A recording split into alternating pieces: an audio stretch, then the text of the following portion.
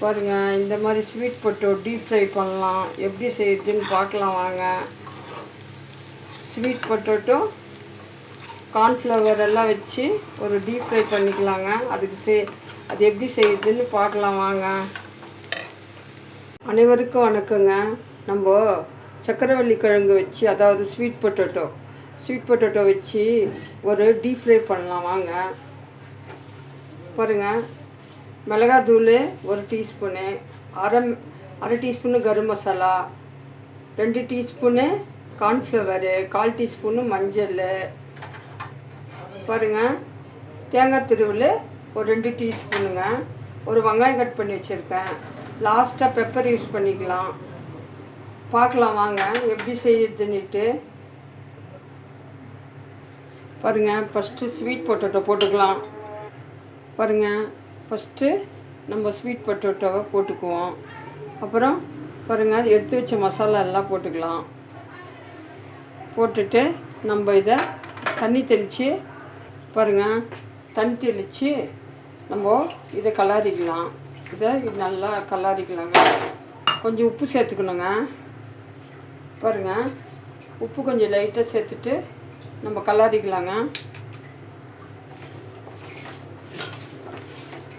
நல்லா ஓரவாக கலாரிக்கிட்டு பார்க்கலாங்க. பாருங்கள், நல்லெண்ணெய் ஊற்றிக்கலாங்க. நல்லெண்ணெய் ஒரு அரை குழிக்கரண்டி ஊற்றிக்கலாம். எண்ணெய் கொஞ்சம் அதிகமாக இருக்கணும். இதுக்கு சூடு ஏற்ற பார்க்கலாங்க.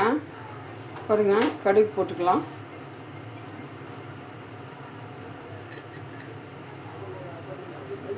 கடுகு பொரியட்டும்.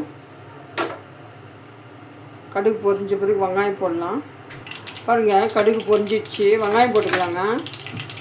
பாருங்கள், வெங்காயம் போட்டாச்சு. நம்ம வெங்காயம் வேகிறதுக்கு தேவையான உப்பு லைட்டாக போட்டுக்கலாம். வதங்கட்டுங்க, பார்க்கலாம். பாருங்கள், நல்லா செவந்து வந்துடுச்சு. பாருங்கள், சிம்மில் வச்சுக்கலாம். செவந்து வந்துடுச்சு. காய் போட்டுக்கலாங்க. பாருங்கள், காய் போட்டாச்சு. கலாரிக்கலாங்க. பாருங்கள், தேவையான உப்பு போட்டுக்கலாம். தேவையான உப்பு போட்டு கொஞ்சம் பெருங்காயம் போட்டுக்கலாம். லைட்டாக தண்ணி தெளிச்சிக்கலாங்க. ரொம்ப தண்ணி ஊற்றக்கூடாது. பாருங்கள், இந்த மாதிரி பாருங்கள், இவ்வளோதான் தண்ணி இருக்கணும். இதில் வேகட்டுங்க, பார்க்கலாம்.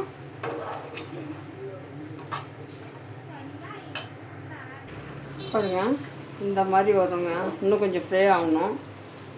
பார்க்கலாங்க. ஃப்ரை ஆன பிறகு பார்க்கலாம். பாருங்கள், எவ்வளோ ரோஸ்ட் ஆகிருக்கு. பாருங்கள், கொஞ்சம் லேட் ஆகும். சிம்மில் வச்சு செய்யுங்க. பாருங்கள், இன்னும் கொஞ்சம் ரோஸ்ட் ஆகணும். அப்போ தான் நல்லாயிருக்கும். பார்க்கலாங்க. பாருங்கள், திருக்கி வச்ச தேங்காய் போட்டுக்கலாங்க. ஒரு 2 டீஸ்பூன் இருந்துச்சு, போட்டுக்கலாம். அதை ஒரு 4 ப்ரெட்டு ரோஸ்ட் பண்ணி வச்சுக்கிட்டு இதை வச்சு சாப்பிட்டோம்னாவே போதுங்க. காலையில் பிரேக்ஃபாஸ்ட்டு ரொம்ப நல்லா இருக்குங்க. 4 ப்ரெட்டு ஸ்லேஸு, அதாவது 4 ப்ரெட்டு ஸ்லேஸு ரோஸ்ட் பண்ணி வச்சுட்டு சென்டரில் இதை வச்சு சாப்பிட்டாவே வயிறு ரொம்பிடுங்க. பாருங்கள், பெப்பர் போட்டுக்கலாங்க.